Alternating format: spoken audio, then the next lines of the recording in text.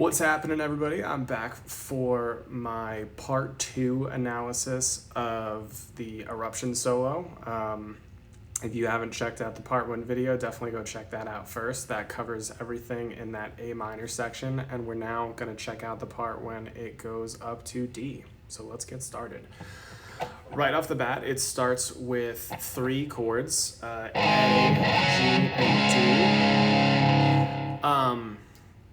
The reason why I'm saying this is modulating to D and not just staying in A, because it kind of makes sense in A. You're going 1, 2, 5. But we're going to see some clear note shifts. We're going to see some C's that are turning into C sharps, and some F's that are turning into F sharps, and some clear tonal implications that we are now in the area of D. So I think they're using this A chord as a pivot. I think it was the 1 chord in the A section, but now it is becoming the 5 chord in the D section. So for a split period of time, it is both the 1 in the A section, and now it is becoming the 5 in the D section. So we're going, if in this new chordal analysis, we're going 5, 4, 1, which is kind of like a turnaround in a blues. So that kind of makes sense. We're going to go into this big bendy part.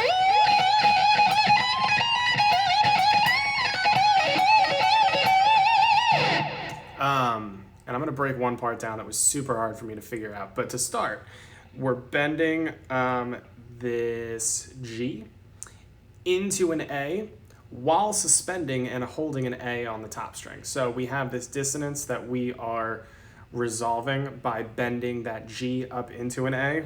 Call that a suspended bend. He does that 5 times. 1, 2, 3, 4, 5. And then he does this cool chromatic walk up. It's almost like a bebop sounding kind of thing. You're gonna do G, A, C, then quarter bend that C slightly out of tune, and then walk up to C sharp with your pinky. So we have this.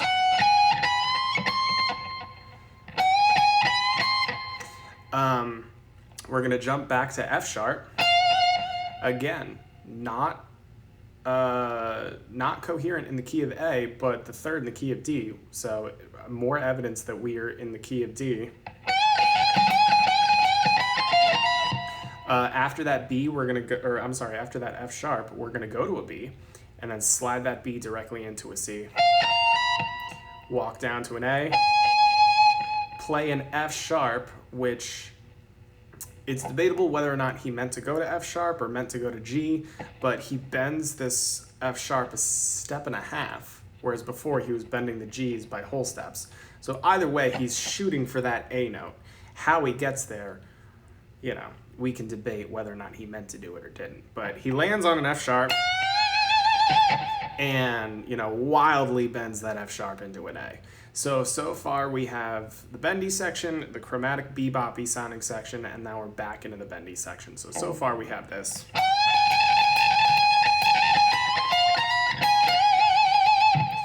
He goes up to an A, goes back to G, and bends that G into an A, goes to A, plays a C, and bends that C into a D.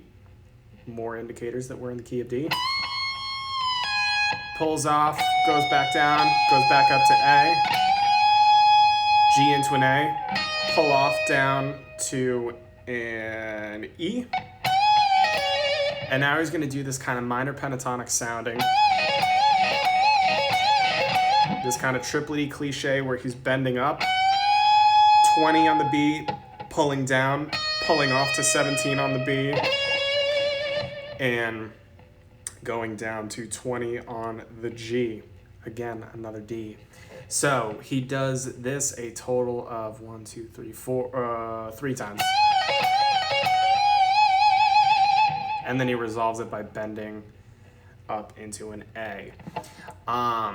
So far, let's put all that together. We have this.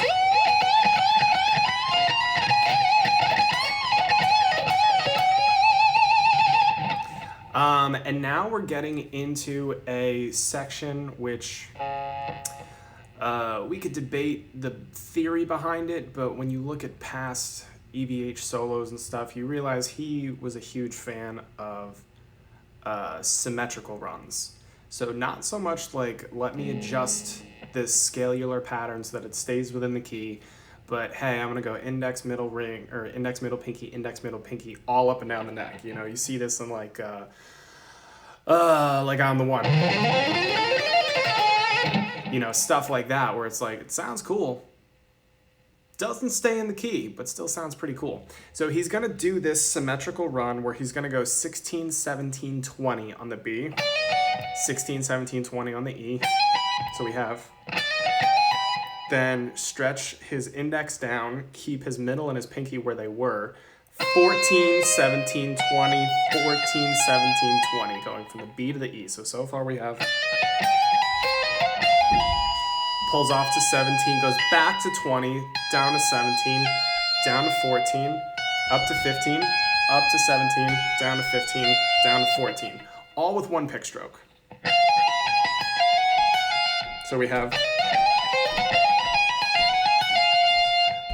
goes back down to 17 on the B, pulls off to 14, down to 17 on the G, up to 14, down to 17 on the G, bends it up a whole step, pulls off to 14, hammers on to 17, and beats the crap out of it with the whammy bar. So far we have this.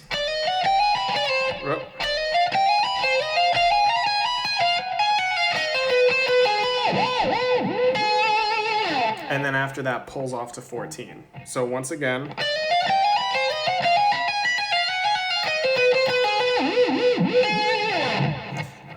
And now we get into the cool tremolo picking part. So he bends a D into an E, hops up to that fretted E on the high E. He's doing groups of 4, so he's going 1, 2, 3, 4, 1, 2, 3, 4, and now he's switching to triplets, so he's doing groups of 3. 1, 2, 3, 1, 2, 3, 1, 2, 3, 1, 2, 3, 1, 2, 3.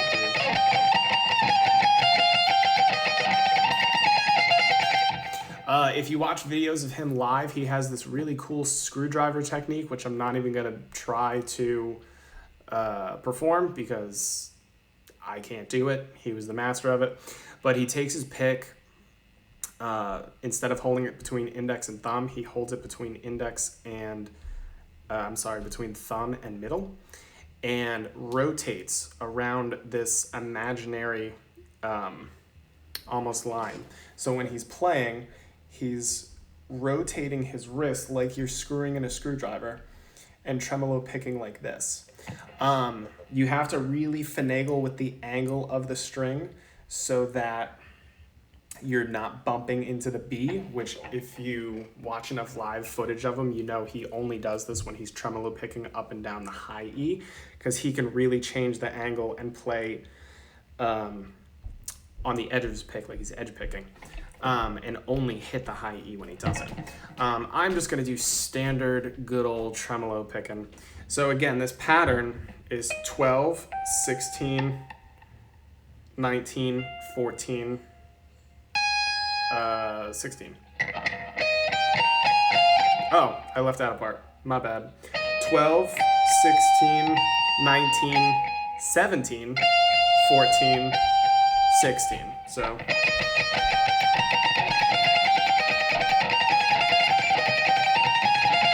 he does that pattern 3 times.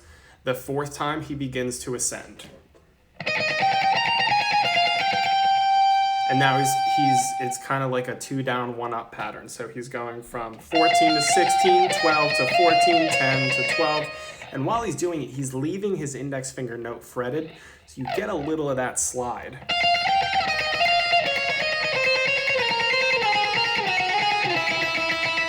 He hangs out on that 1st fret for a little while, almost a whole beat.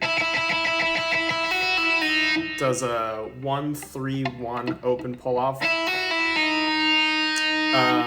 Jumps to the B, does a stretch lick, 5, 3, 1 open, jumps down to G, 4, 2, 1, does a pick slide, Left hand comes under, does a slide with the left hand, brings the right hand back, hits the low E, dive bombs it.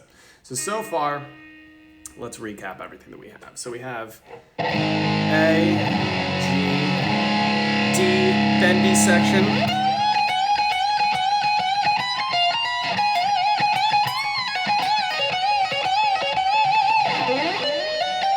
symmetrical pattern,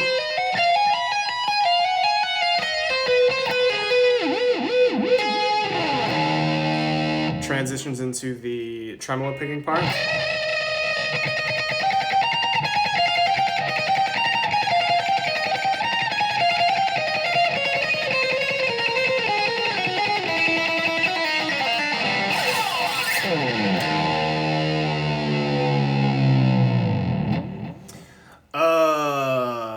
okay, moment of truth. I have not tried this full speed yet, so let's see what happens. It's probably not going to be good, but it'll be fun.